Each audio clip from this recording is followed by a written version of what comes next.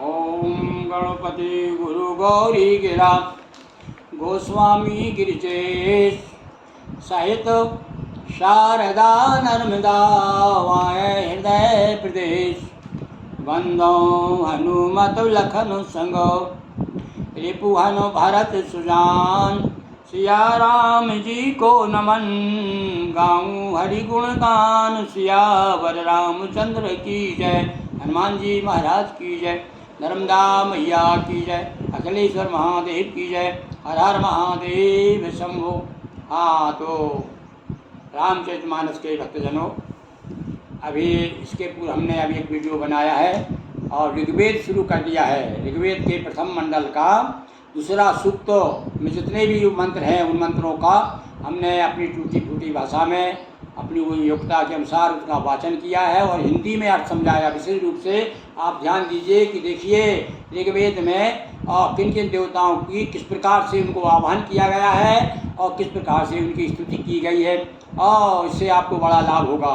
तो वो उसका भी आप वीडियो देखिए। उसका नाम रखा है हमने वेद पाठ ऋग्वेद पारायण। ये आप गिरिमोहन गुरु चैनल पर इसी चैनल पर देखेंगे, आपको मिल जाएगा। तो लीजिए अब हम आते हैं अपने रामचरितमानस का प्रसंग। हमारे गोस्वामी जी जय विजय की कथा सुना चुके हैं। नारद मोह प्रसंग समाप्त हो चुका है और अब मनु शतरूपा का कथा सुना रहे हैं। मनु शतरूपा जो पहले मनुष्य है, संसार की सृष्टि के पहले मनुष्य जो मनु भगवान है। ये दोनों पति पत्नी ने देखा कि भैया अब चतुर्थ अवस्था में आ गए हैं, चौथापन आ गया है और वृद्ध हो गए हैं, अब तो भगवान को याद करना चाहिए। खूब राजपाट संभाला, खूब वैभव किए भोगा। तो बरबस राज सुतनी तब दीना और नारी समेत गवन वन कीना। सुत कौन उनके? उत्तान पादो ध्रुव के पिताजी। इनको बरबस राज दे करके आगे बेटा संभालो। अब भैया अब देखो पुत्र तो कहता है पिताजी मत जाओ, रुको भाई, यही सारी तुम्हारी सुविधाएँ कर देंगे, सारी व्यवस्था कर देंगे, यही भजन करो। पर नहीं, उन्होंने कहा भाई यहाँ तो रहेंगे तो वैराग मन में जो वैराग चाहते वो नहीं रहेगा, इसलिए हमको सारा राग छोड़ना है। नारी समेत और वानप्रस्थ आश्रम में पहुँच गए अपनी पत्नी सहित। जंगल में जा कर के तीरथ वर नैम से विख्याता अति पुनीत साधक सिद्धिदाता। नैमिषारण्य बड़ा प्रसिद्ध है भैया, नैमिषारण्य तीर्थ। ये उत्तर प्रदेश में लखनऊ मार्ग पर है, ये सीतापुर के पास में। यहाँ जा कर के दोनों पति पत्नी जो है तपस्या में लीन हो गए। बसई तहाँ मुनि सिद्ध समाजा और ताहि हरसी चले मनु राजा। कहाँ चल दिए? अरे वहाँ नैमिषारण्य में तो वहाँ पहले से बहुत सारे संतो सिद्धो महात्मा, सिद्धो प्रसिद्ध महात्मा और भजनानंदी लोग वहाँ रहते हैं। पंथ जात शोभई मत धीरा ज्ञान भगति जनु धरे शरीरा। भाई देखिए गोस्वामी जी तो ऐसा चित्र खींच रहे हैं जैसे कोई कैमरा उनके हाथ में है। दोनों पति पत्नी जा रहे हैं तो जाते हुए का चित्रण दिया उन्होंने, देखे ऐसे लग रहे हैं मनु आगे जा रहे हैं, शत्रुपा पीछे चल रही हैं और ऐसे दिखाई दे रहा है जैसे एक तो ज्ञान जा रहा हो और साथ में भक्ति भी साथ जा रही हो। क्योंकि अब आगे जाकर के ज्ञान और भक्ति दोनों का जोड़ा है, क्योंकि दशरथ जी ज्ञान के प्रतीक हैं और कौशल्या जो जब शत्रुपा कौशल्या बनेगी वो भक्ति के स्वरूप हैं।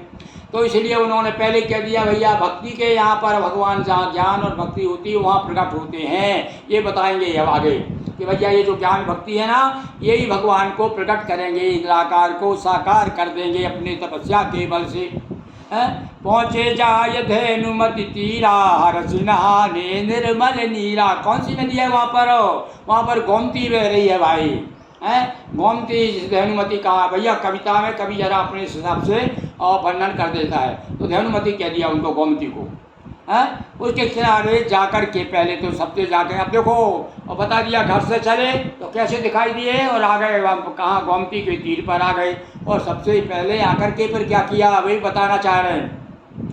एक वाक्य में कह सकते थे कि यहाँ पर गोमती में आए, यहाँ भैया नैमिषारण्य में आए और आकर के तपस्या करने लगे, पर नहीं, पूरा चित्र खींचा, पूरी कथा सुना रहे हैं। हमारे मनु महाराज शत्रुपा जी आ चुके हैं भैया नैमिषारण्य में, गोमती के किनारे। आप भी कल्पना कीजिए और स्नान कर रहे हैं। आए मिलन सिद्ध मुनि ध्यानी आए मिलन सिद्ध मुनि ज्ञानी धर्म धुरंधर नृपि ऋषि जानी। हाँ भैया देखिए, और कौन नहीं जानता भाई, समय मनुरु तो सारे संसार के राजा थे, वो तो सम्राट थे। तो जो ये पहुँचे, पता चल गया हो अल्लाह पहले मच जाता। बड़े लोग कहीं पहुँचते हैं तो उनकी आने की सुगंध पहले पहुँच जाती है।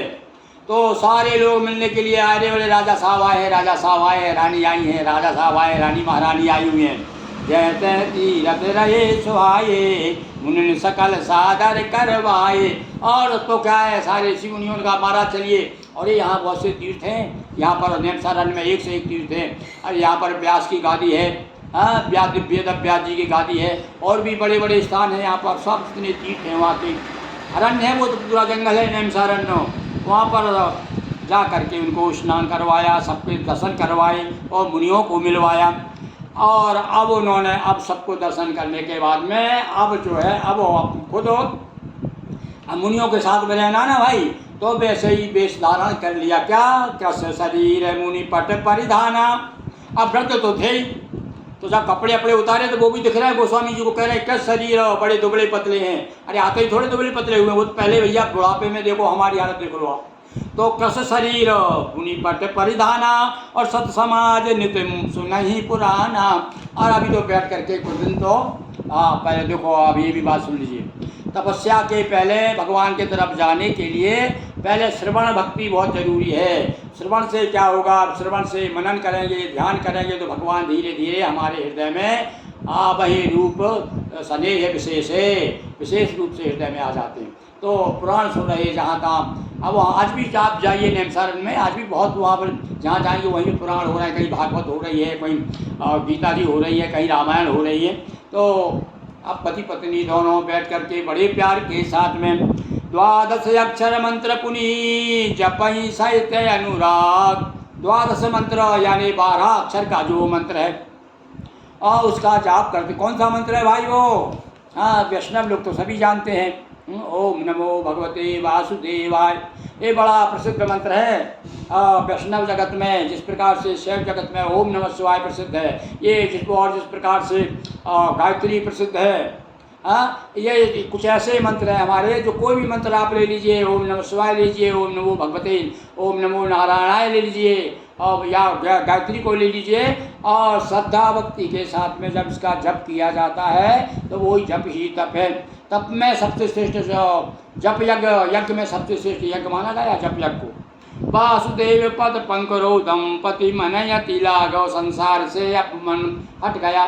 मन को हटाने के लिए पहले बताया पुराणों को सुने कुछ दिन तक, तो पुराण भी सुनिए, कथा भी सुनिए। कथा से व्यथा दूर होगी, और जो आपका संसार के प्रति राग है वो धीरे धीरे सत्संगत से, कथा सुनने से, भगवान के विद्वानों के प्रवचन सुनने से, वाणी सुनने से क्या होता, हमारा मन और राग से जो है वैराग की ओर चला जाता है, भगवान की तरफ मुड़ जाता है। तो भैया इसलिए आप ये मत ध्यान दीजिए कि भैया कथा कौन कह रहा है। भगवान की कथा किसी के भी मुँह से सुनी जाए और हमको पवित्र करने वाली है। तो इस प्रकार से उनका अब मन लग गया। काहे में मन लग गया? बोले वासुदेव पद पंकुर, वासुदेव के प्रति ओम नमो भगवते वासुदेव। वासुदेव कौन है? ये भगवान विष्णु ही तो वासुदेव हैं, परम ब्रह्म यही तो वासुदेव। ये तीनों देवता अलग अलग अपने रूपों में रहते हैं। तो ये वासुदेव का पदों में, पद में यानी चरणों में ध्यान लगा रहता है।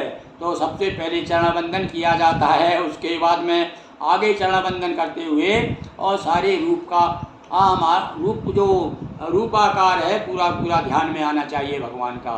चरणों को प्रणाम करते हुए और उनकी तरफ देखें, और उनका जो है कौन सा अरविंद सा आनन। तुलसीदास जी तो जब रामचंद्र जी का वर्णन करते हैं तो कहते हैं भैया तो अरविंद ही अरविंद है, कमल ही कमल है। रामचंद्र श्री रामचंद्र कृपालु भजमन हरण भव वेद नव कंज लोचन कंज मुख कर कंज पद। देखिए कंज ही कंज है वहाँ तो यहाँ भी लिखा है, भूले नहीं है तुलसीदास जी। हमारे वासुदेव के चरण कैसे हैं? बोले पंकुरु हो।